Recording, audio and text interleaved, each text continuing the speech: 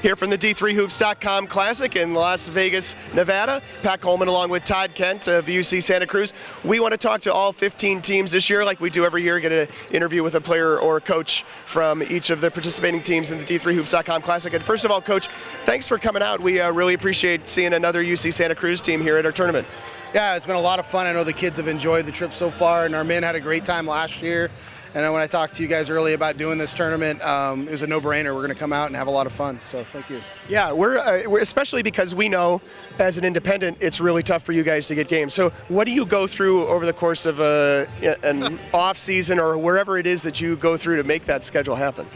A lot of work. You know, every year we got to find 25 games. The closest D3 team to our university is about 340 miles, and that's Cal Lu. I've got to be on the phone, on the email, just doing the legwork, getting the stuff done. Right now we're doing a pretty good job for next season. We still got some gaps to fill. But it's a lot of work, but it's part of the process, and you know, we embrace it and kind of make it our own. The university and the athletics department, the program in general, has been through this kind of tumultuous year or two where, you know, there was some serious doubt as to whether Banana Slug Athletics was going to continue. Yeah, you know, we actually, 3 years ago, we were kind of told that the chancellor is going to make a decision that if we can't find funding for athletics, they're going to consider dropping us. And so the students stepped up, and they actually did a referendum, and 80% of our student body voted last year to tax themselves to support athletics. So we're here to stay. We just hired a new athletic director. She starts this next week. We're hiring 3 new staff in the athletic department as well. So we got it rolling. Really excited about the future. It's a great time to be a Banana Slug.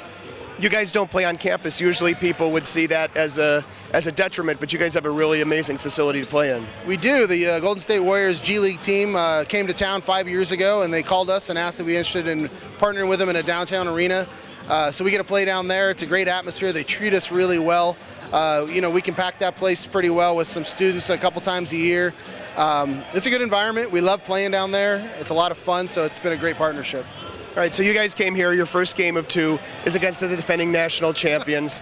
I'm no longer the person who sets the schedule for the D3Hoops.com Classic. I'm kind of happy about that, actually, because there's a lot of things that go into that. But what did you think when you saw them looming for you guys here in December? You know, we're excited for the opportunity. Over the years, since I've been at Santa Cruz, every year we've got to find teams to play us, and we don't really care who they are and what their resume looks like. We'll play the best teams. We'll play teams that have maybe struggled the year before. It doesn't matter to us. Obviously, JP does a great job, and we knew what we're getting ourselves into when we saw him on the schedule. But my assistant coach, Sarah, did a great job of game planning and scheming for him. I felt like we had a nice game plan, and the kids executed at times really well.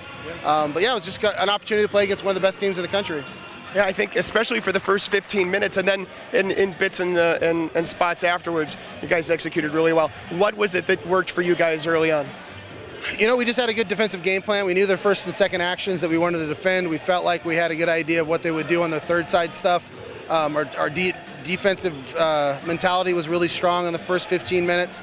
You know, sometimes what happens is great players make plays, and that's what happened for them. They made some plays, and then they maximized their possessions, and we gave them a few they earned a few extras with some turnovers, some offensive rebounds.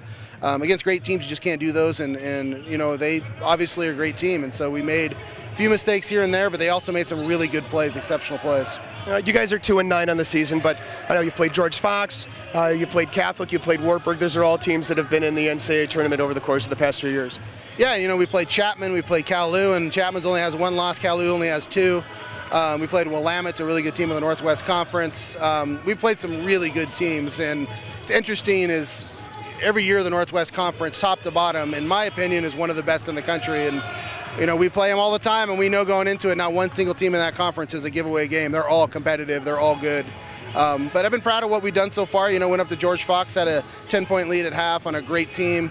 Competed with them in the second half, so I'm happy with what we're doing. We just need to make sure we're playing for 40 minutes, not just the 25 to 30.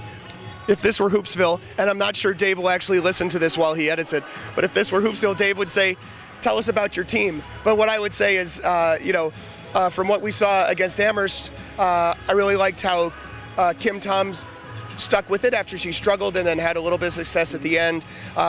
Jenna Sparks had a nice 3 early on. CJ Katina kind of sparked you guys too as well. Yeah, you know, I really like our guard play and our post play as well. Early in the season, they've done some good things.